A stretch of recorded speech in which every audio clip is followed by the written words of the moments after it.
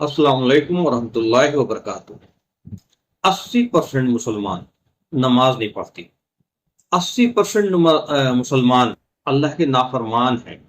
اللہ کے سب سے بڑا حکم ہے کہ اگر آپ ایمان والے ہو تو صلات قائم کرو اور عامل الصالحات کرو، لیکن جب صلات ہی قائم نہیں کرتا تو اس سے اور دوسرے معاملات کی کیا ہم امید کر سکتے ہیں؟ تو اللہ کے حکموں کو نہ ماننا، اللہ کے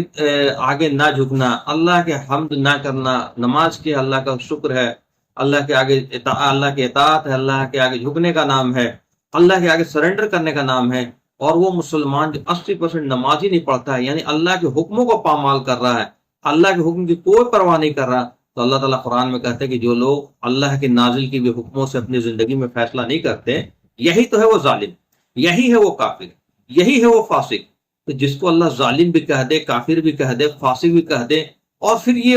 وہ مسلمان جو نام کا مسلمان ہے، حقیقتاً مسلمان ہے ہی نہیں، پھر امید کرے اللہ سے کہ اللہ کی مدد آئے گی، اللہ ہمیں بچائے گا، اللہ بلکہ اللہ کی مدد تو دور کی بات، اللہ کی عذاب آئے گی، اللہ کی شدید عذاب آئے گی۔ اور اگر ہم اللہ کے عذاب سے بچنا چاہتے ہیں تو جتنا جلد ہو اللہ کی طرف رجوع کریں اور صلات قائم کریں۔ صلات تو فجر میں بھی،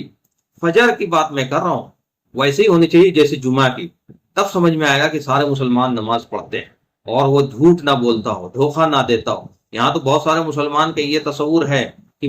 دین الگ ہے، دنیا الگ ہے، اور وہ دنیا میں سارے کام کر رہا، اور جو نماز پڑھنے والوں کی یہ حالت ہے کہ نماز پڑھ رہا اور جھوٹ بھی بول رہا، دھوکہ بھی دے رہا۔ تو 80% تو نماز نہیں پڑھتا، اور جو نماز پڑھتا اس میں زیادہ تر لوگوں کا یہ تصور ہو گیا ہے کہ دین الگ ہے، دنیا الگ ہے۔ دین کا مطلب نماز روزہ حج زکات کرتے رہو، دنیا کا مطلب جھوٹ بھی بولو، تجارت میں دھوکہ بھی دو، گھوس پی لو،